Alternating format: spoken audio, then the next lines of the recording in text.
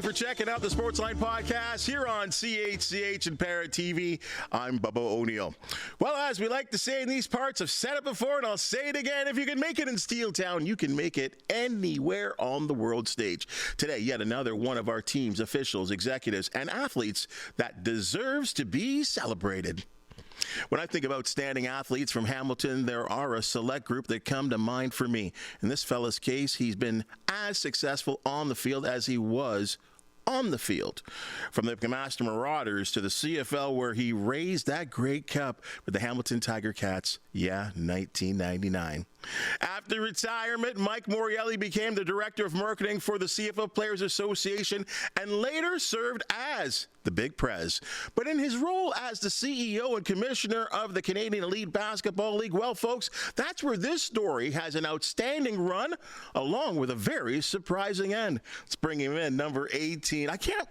I have to associate that number with you for all these years. You are always Mike Morreale, number 18 to me. Thanks for joining us on the Sportsline Podcast. Thank you. I will take that. You know, it's nice to be recognized as anything. If it's a number, I'll do that too. This is great. Thanks for having me. I mean, you know what? You still have to be surprised or shocked or maybe even honored. How do you feel the fact that when you walk around Hamilton, there are 18 jerseys still floating around there? You know, it's nice because it's, you know, when you play in the city, there's so many highs and so many lows. Like you live like the fans live by wins and losses. And sometimes, you know, in my career of going back and forth down the road, you know, you never know how people interpret that. But I will say it has been amazing. Every time I go to the stadium, every time I'm downtown or anywhere for that matter, that people will recognize me, the response has been really welcoming, really thankful, and I really love it. We were just talking about our age and kind of giggling about it. Does it seem crazy to you that playing career was that while ago? Well, I mean, it is crazy. Like, it really is. We're talking 30 some odd years ago. You know, I started in 1996. 95, sorry. I'm forgetting already. 94 was my draft year. I got started in 1995, and to think 31 years later. I don't quite feel as old as that sounds, but it certainly shows you the distance of being away from the game, and the fact that, to your previous point, that people still recognize, you know, the years I played. That's a great honor that I carry with me.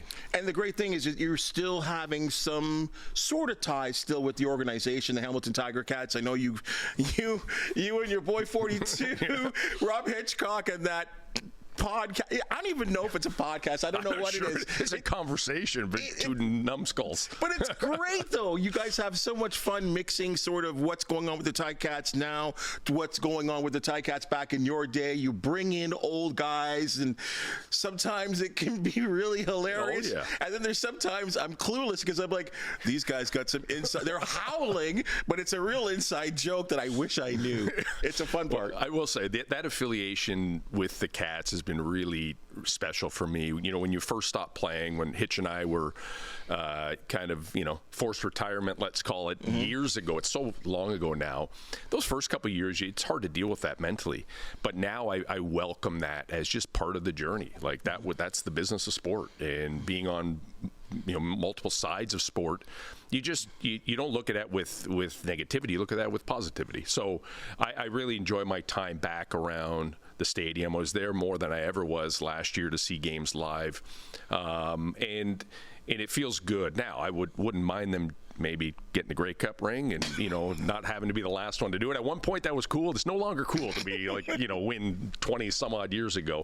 But I do see what they've done in the community, what they've done, you know, beyond just Hamilton and the way they're respected. So it's a joy to be back around. I got to ask you, what are you up to now? What are you doing? Oh, man. You got to ask my wife, driving her crazy.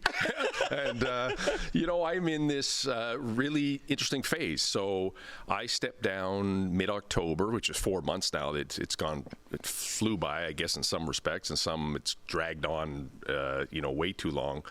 But I just, you know, I hit a point where when you build a league from scratch and you're in charge of all the decision making and you live that every day, every night, 24 hours a day.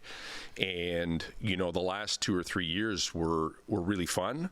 it just really time consuming and really kind of where we were putting all those final pieces together to live out the dream that we initiated, which was to build this single entity league and to go across the country and attract local investors and then have it stand on its own 2 feet. And I was able to successfully do that.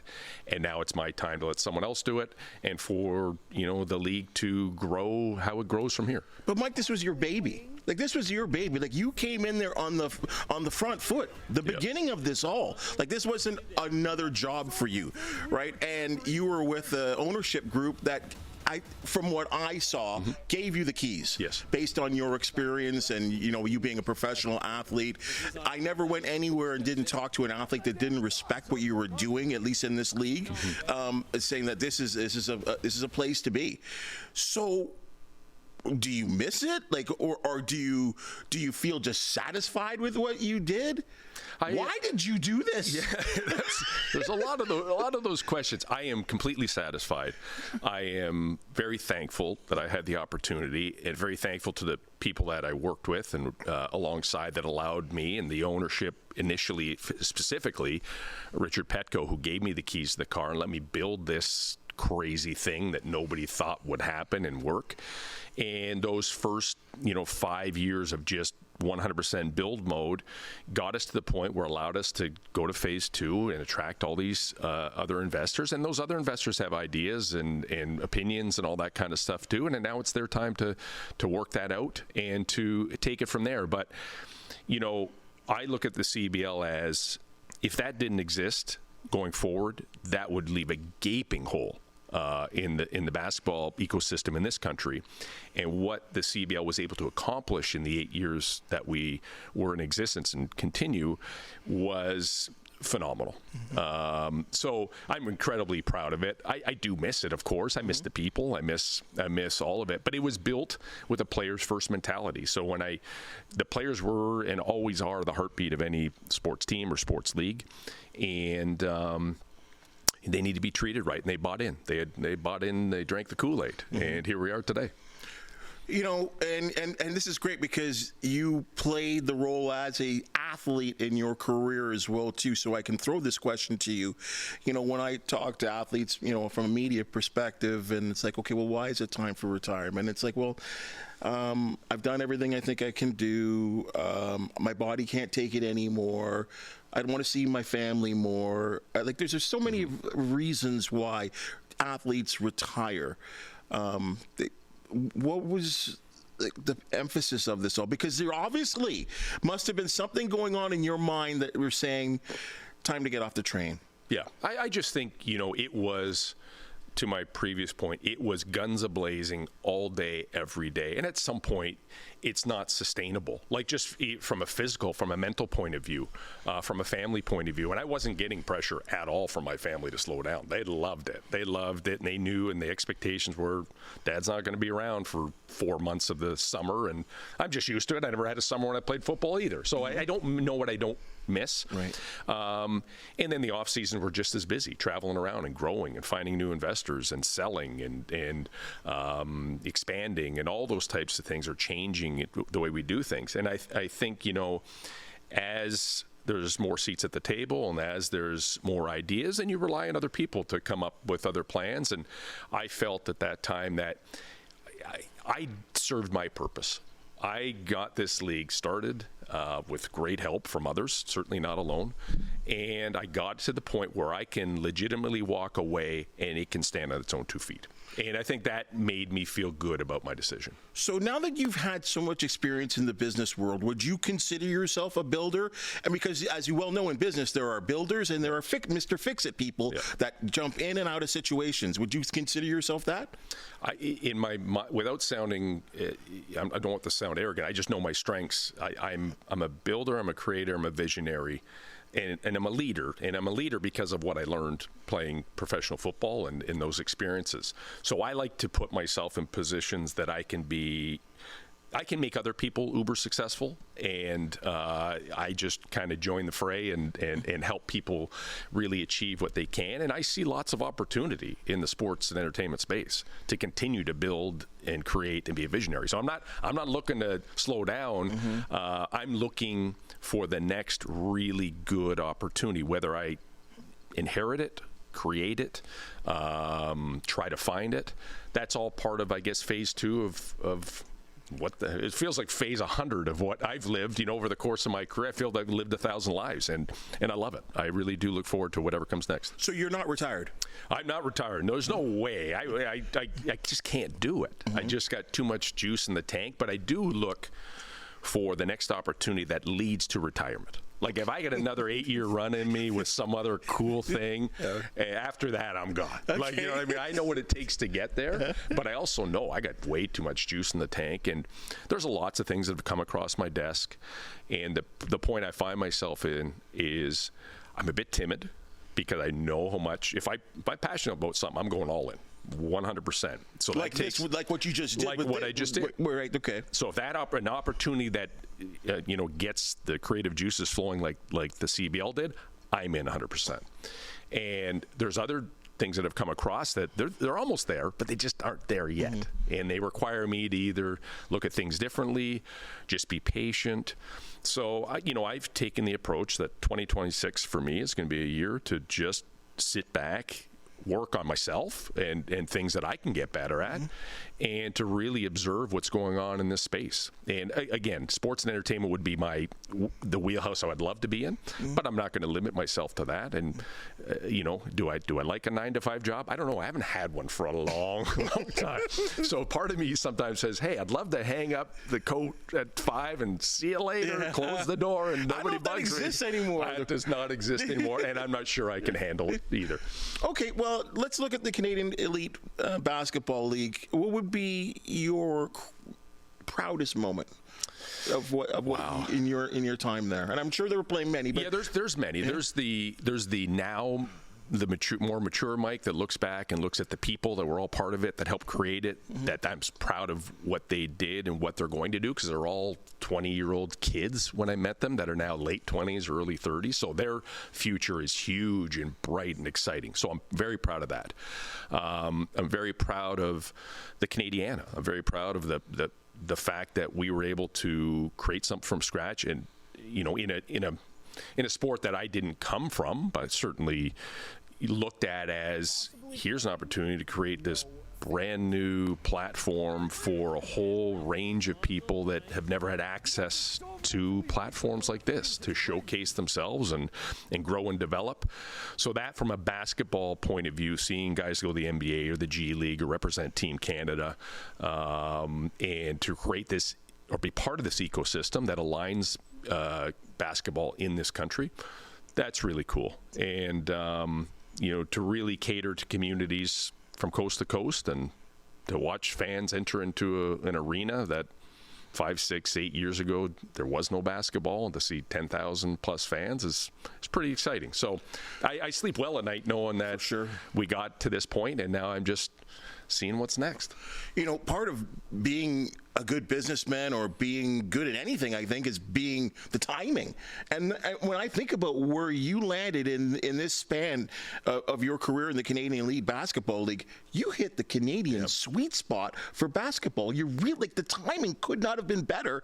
A friend of mine and a colleague of mine here just last night, we were talking about the fact of other countries playing basketball in the league that are making moves in the NBA, that quite honestly, you cannot say that Canada is not beside the United States right now, right, in terms of talent and on the come-ups as well, too. The come-up is huge. I think that's the part that, we always look at the NBA talent, and it's incredible, but they were past the point of the CEBL. They were already kind of in the full mode of going NBA on their own merits. And then this platform has now created all these new opportunities for all these new individuals, not just players, coaches, executives, you name it, that now have real life experience to support that opportunity. They're not one-offs anymore. There's lots of them. and there's more coming underneath. So the future of the CBL is bright. I mean, basketball in Canada, the future is incredibly bright. And you talk about timing, and we really were crazy on one hand, fortunate on the other. I mean, sometimes I believe in karma, but, we got there just before the Raps won the championship. Yes. And, that was interesting. We tipped off in 2019, and we took a hit, meaning like there was a lot of attention to the Raptors. But the subsequent effect of that was huge for basketball in Canada and the CBL and everybody that wanted to participate. There are opportunities now that those timings exist to build stuff in other sports. And I want to be part of that. Like there's one in particular that I think is the next level, next opportunity of Canadian domestic sport, which with a global opportunity, with a shining star on the horizon in a few years. You're talking about the tempo. Well, no, I'm talking about flag football. Oh. Flag football has a huge opportunity. Boys and girls, men and women, youth, Olympics. LA Olympics, global game. Canada can assert itself as a power in it because, you look at the CFL, for instance, and you're always compared to the NFL. It's inevitable. Yeah. But in a global perspective, without the pads and without the money and without all that stuff, it really equals the playing field. Mm-hmm.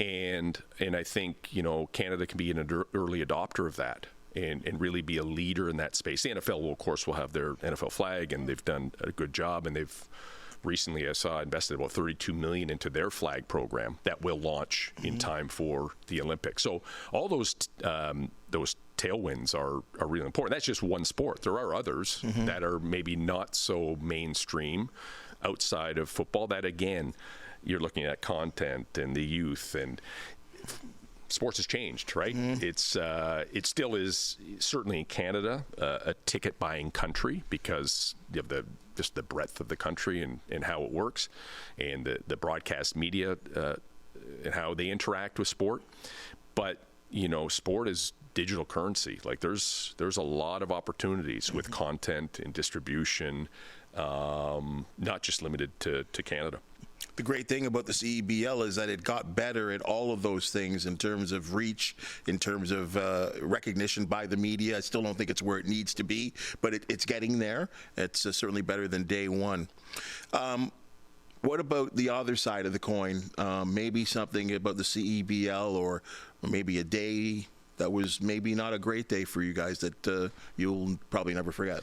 Oh, yeah. There were so many things that happen in the course of a work week when you are living on, riding at 150, redlining it all the time, that you just sometimes either things fall by the wayside or there's a bump in the road. And every time you play or run a sports league that has so many moving parts, it could be something happens on the court, something happens off the court, something happens in the boardroom. There's many times where, I'll give you an example, the outdoor game we did in Montreal. Incredible, 7,000 people, beautiful day. It had rained for a week straight, and nobody thought we were going to pull it off. And we had the court tarped, and finally the day of it breaks through the sun at like 2 or 3 in the afternoon. And at this point, no one slept for weeks, and we don't know what's going on because you invest everything into it. And we start the game, and it's the most glorious event, and the planes are flying by, and the sun's in the sky, and you're playing outdoor basketball. It's incredible. And then the dew hits. And then you got to make decisions in real time on national television in front of 6,000 or 7,000 paying fans, with players, with officials, with everybody. And in those moments, that's when you earn your keep.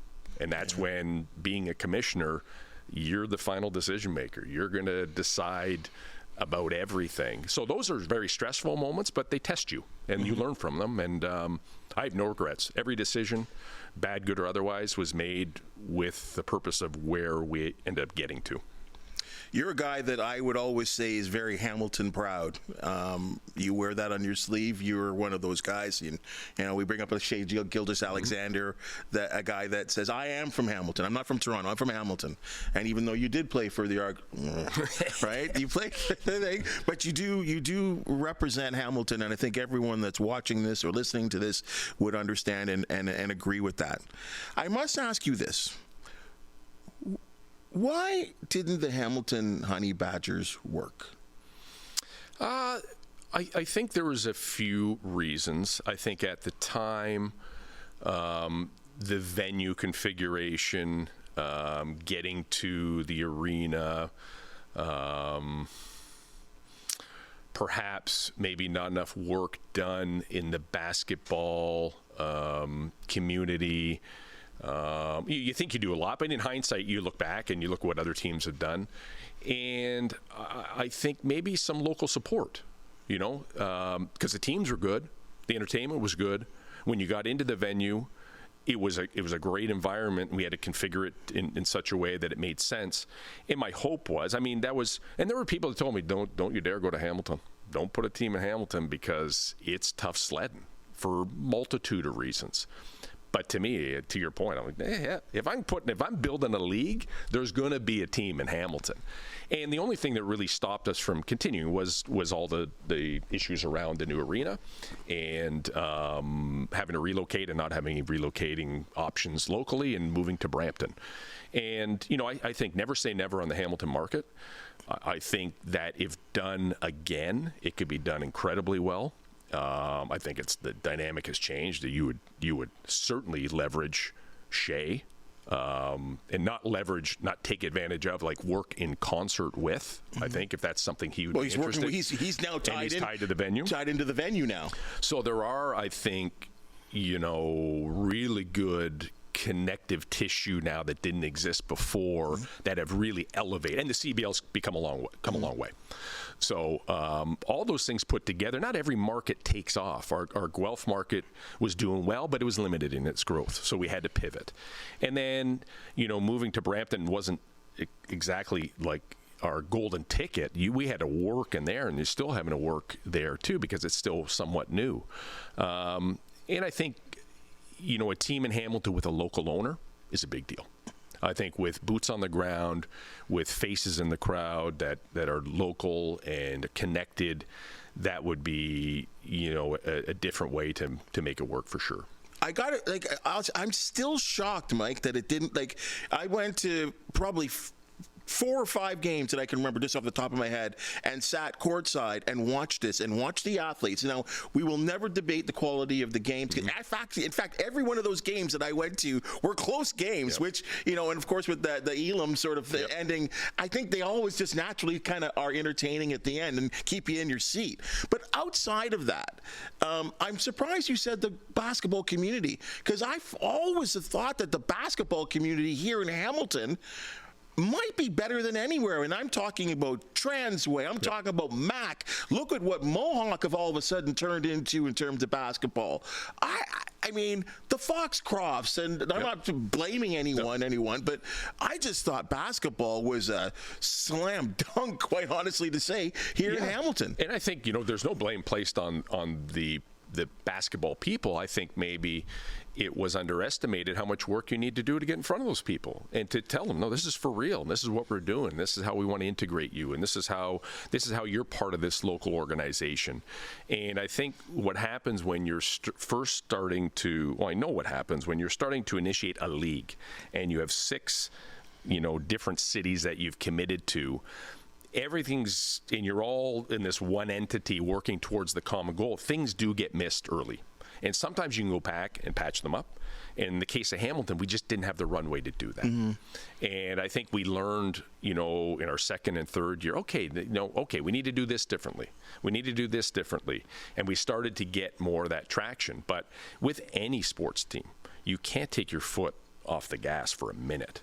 And when you're starting a league, you've got a lot of buttons to push. And I think maybe in hindsight, we could have been a little bit more connected to that basketball community. And it's no mark on anybody that was involved. It's just there was a lot of stuff to do. And maybe that was one of the things in hindsight that we could have done better. I think if there was a go around, it'd be far different. Far, far different. It's from a recognition point of view, from a pathway point of view, a connectivity point of view. So if that were to ever happen, I think it would be to great success with the right people involved. Yeah, it's not apples and apples and oranges. Like I mean, because I believe if the NLL can certainly the CEBL can survive in Hamilton. And just one more thing on the Hamilton thing, and these are my words, okay? These are not your words. I want everyone to know that. But I will ask you in this, because I can't think of a better word. Did the operating group of Event Cops Coliseum or First Ontario Centre Party, did they rook you guys? Did they, you know? In what respect? Did you know, obviously we heard about the late notice and all of that. Like, were you guys put in a real tough situation because of them and their plans? I can look back at this now a little differently. You know, in the moment, I felt that way. I felt like, okay, we were told this was going to happen, and we went down that path, and then we didn't hear anything for a year, and then so it's a year and a half, and next, you know, some announcement happens, and, you know, we have to adjust. But, you know, when I look at it later, I see a complex situation that we got pulled into, you know, that was more complex than maybe I thought it was at the time. So you've got, you know, certain groups working with the city, and then third parties coming in, and different operators and different opinions and different groups. And so I can see where that went maybe sideways in the moment. The truth of it is this: even if it was handled to the utmost best way on both sides, I don't think it changes anything, because there's nowhere else to play, right? And I think that's more of and this goes into, you know, now I don't have more time and to think about these things, but these are things that came up in my building of the CEBL. We have major facility issues across this country in terms of, you know, that mid-market building. We don't have a Meridian Center in Hamilton, which is crazy to me. Yeah. Right? So we don't have, Hamilton's not necessarily a destination for indoor sports tournaments, because we just don't have the capacity to do that. And facilities really lead to, you know, better club programs, better coaching, better opportunities, better players, better tourism, you know, revenue generation. And if you look across certainly the North American landscape, facilities, investments in sports and sport hosting is a huge, huge market. And there are facilities that are being underutilized in the city. There's facilities that are being utilized for maybe other purposes that could be repurposed, and you can have these destination areas that you can grow clubs within of baseball and hockey and basketball and soccer and everything in between. So, you know, I think that is more of an issue. We were left with nowhere to go, right? Which really nobody's fault. So I've softened a bit on that, right? You know, but in the moment, certainly we had to make, and I'm trying to juggle. And this was a major, you know, lead ball in the juggle. It was not hard to work around, and we made our adjustments, and we made the best of it. But I think, you know, having done it all over again, I'm not sure anything would have been different. It was a hard time. I mean, and it's for the CEBL, because Hamilton's losing its basketball team. I think there was always a belief from Jamie Dahlwick that they wanted to get back to Hamilton, so but they had to leave. They had to go find a play somewhere. I guess that would the what was that? The CAA Center, I think they went to.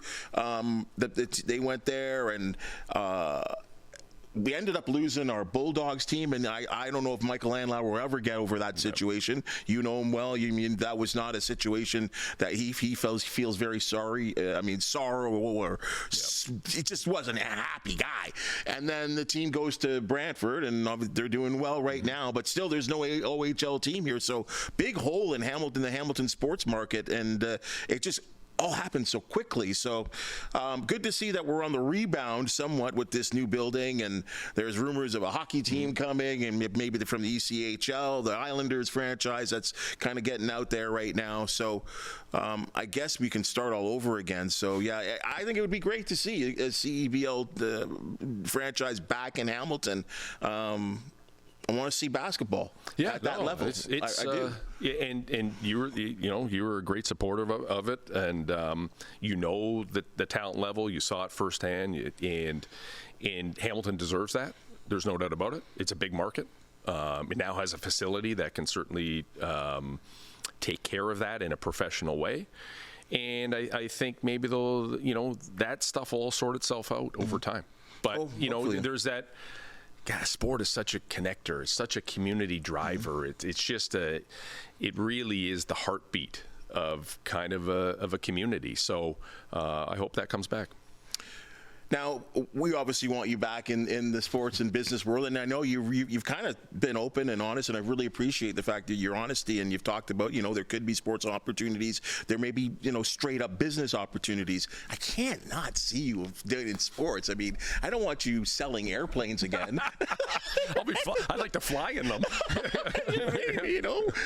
But I'll bring up two leagues here, and I kind of hinted at it because I feel like it's kind of doing what you just did, yep. And that's the Toronto Tempo. Yes. I think that has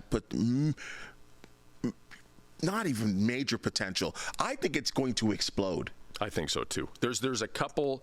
There's the Tempo and the PWHL in general. I'll start with the PWHL. They took the CEBL model of single entity and lit it on fire, like in a good way. They threw gasoline on it. They had a big money investor in Mark Walters from the LA Dodgers who put in enough money to get that league off the ground in a very high level professional way, with arguably some of the best female hockey players in the world. So right out the gate, they did all those little things right, centralized their organizations, and really worked on building the brand, building strong teams, elevating, and now they're going to expand again, right? And they've really done a great job. The Tempo, even though they're independently, privately owned, with the Tannenbaums, they've taken a community approach that really resonates. So yes, they're a Toronto-based team, but they know instantly we're Canada's team. And they've adopted that. They've just taken it and owned it. And sometimes you have to do that. No one's going to stop you from doing it. Now you have to prove that you're Canada's team. Right. Put your money where your mouth is. And they're going to Vancouver, they're going to Montreal, they're playing outside of their traditional market because they have a real opportunity here to own Canada. So in that respect, the Tempo have a huge runway and opportunity to really capture some fandom from coast to coast and still be a Toronto-based team. So that is really encouraging. Unrivaled, which is kind of their competitor, but similar players that come and go. They're a tournament-style operator. They're likely looking to expand and tour, internationally. So again, another stop would be Canada because of the connection to basketball and the Tempo and other things. But those leagues, I think they've approached it really in an interesting way, where they've not just looked at this very specifically in one area or one market, and they've taken a bigger approach to capture as much as they can. Women's sports on the general, is this a fad, a blip? Where can it go?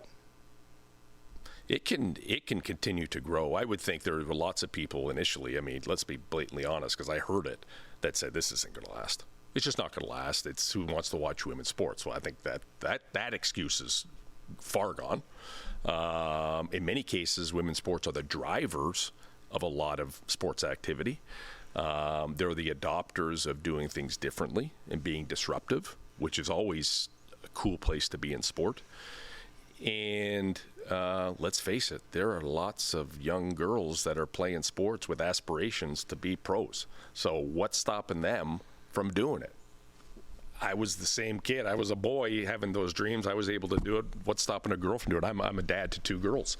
I don't think they should be limited in anything they have the opportunity to do. And if there's those kids that exist that want something so bad, and I think the leagues have a really good opportunity to continue to grow and prosper. Crazy thing is the minimum wage for some of those ones, including the NSL, is more than when you started in the CFL. Yeah, I'm telling you, don't.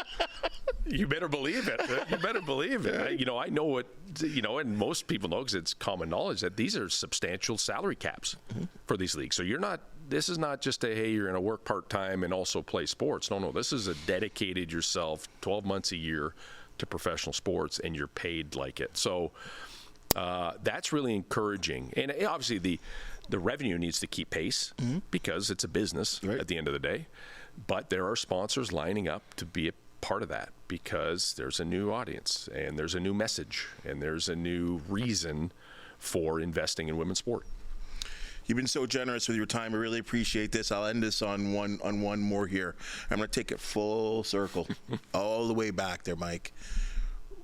Would there be anything for you or a spot? And it looks like the leadership is solid right now under new Commissioner Stuart Johnson. Is there anything for you in the Canadian Football League which would be your bread and butter? I mean, I'm not able to decide that myself. I would say without a doubt it is what got me to where I am today, and I owe everything to it, and I would commit myself to whatever it took to ensure that the CFL is around forever, as long as I live. So yeah, I would, if the opportunity presented itself, ideally. But I will say they are, they're led well. Stu Johnson was an excellent choice for many reasons. And I think, again, I have such a different view now, having lived so many parts of sport, certainly domestic sport, that I understand when decisions are made, whether people like them or not, they're made for a reason. We may not know the exact reason, right? That's part of, leagues have their own things to deal with independently. But, sometimes change is inevitable. And whether you agree with it or not, it's the role of the commissioner and the board and the ownership group to ensure that, in this case, football is around for as long as it can be. So, sure, if somebody's offering, I'm here. You know where to find me. No, I of course, I have a vested interest in the game because I love it, and I know I could contribute in some way, but that would have to be a situation that just appeared when it appears. Thanks for answering that, but I want to throw this one at you too. As a guy that caught balls over the middle a lot in your career, you got to be happy that the goalposts aren't on the 1 yard line. I tell you, the goal line. I never ran into it on purpose, but like I said, you got to grow and evolve, and you may. I'll pick one rule that. To me, other rule changes. I'll pick the 35-second clock. Okay. I've always said to myself, I watch an NFL game, and I'm thinking, look at the replays, look at the commentary, look at the time between plays and where you can tell stories and when you can get into more details. The CFL never had access to that because it's just so quick, which also made it really cool, right? So there's how do you balance the fact that the CFL is a game of speed and wide open and all this stuff, but at the same time want to be able to demonstrate that and show the content and tell the stories. It's hard to do it in a 20-second space. 35 seconds, maybe it offers you more. Now, I like the idea of keeping it normal the way it usually is at the last 3 minutes because that defines CFL football. So there's always an angle, and if you peel back the layers, you can kind of see why. I don't know why. I wasn't part of those meetings. Nobody asked me. But I do understand, having lived experience, why people would take some of those decisions and run with them. What about the end zone, the smaller end zone? It's funny because I'm not getting into everything now, no, Bubba. No, I have to. I picked the one thing I could pick. And I appreciate this. So it's only because, the only why it's in my head is because the Tiger Cats just put up this new this Porter end zone thing. And when I looked at it, I'm like, ooh, they already drew it in with the 15-yard end zone. Oh, you see? Well, I tell you what, as a receiver, I want as large as an end zone as possible. Right. To enough space where I can get the ball. But again, to grow is to change. That was funny enough, that was my the motto when I went to Cardinal Newman. To grow is to change, and it just is what it is. Sometimes you can't stop what's coming, and I just hope it's for great long-term success. CEBL, CFL, PWHL, NSL, CPL, good Canadian domestic sports leagues, and profitable or leagues that can stand on their own 2 feet are good for the whole community. It's good for this country. So I wish them all a lot of success. I think you should take this podcast. I think we've been talking for about 30 minutes. And again, thank you for your time. I think you should take this podcast and use it as your resume. Well, listen, if we had 30 more minutes, I'd keep going and going. I just honestly though, Mike, I mean, and this is why I wish you the best of success, and the way that you speak, the way with intelligence and honesty, your experience as a player and as executive now. Players Association too, another angle too, that where you've seen all angles right now, and maybe the best is yet to come for you. I think so. In this last little kick at the can for you here, right? It's going to be hard to top, what the building of the CEBL, but who knows? I haven't done it yet. There's something out there, and I don't need to do it alone.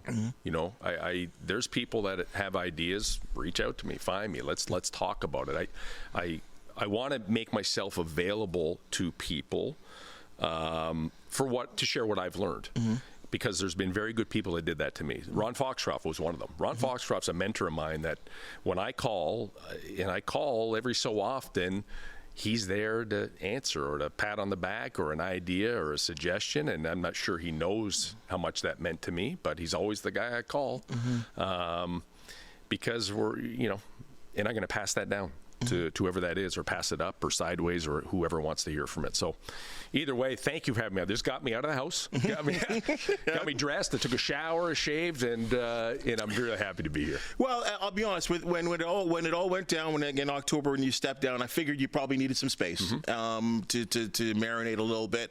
I thought, when I picked up the phone, I'm like, hey, 18, let's go. It was very quick. I'm in. And you were in, and I appreciate that. So, like I said, whatever is for you, I think will come. I think you certainly deserve it. I just hope that whenever you decide to do whatever you're going to do, that you'll come back and let us know what's going on. 100%. You got it. Thanks, Mike. Thank you, Bubs. All right. That's your Sportsline podcast for the day. And if you've just seen and heard, we love talking sports with local heroes. I will say that. A local legend, Mike Morreale, number 18. If you do know of an athlete, team, or event to promote the Sportsline podcast, you want to hear from you. Please hit that thumbs up, like, and subscribe button. If you have something to say, as always, we always appreciate your comments. For the outstanding people that make the Sportsline podcast possible, thank you so very much. And we'll see you soon.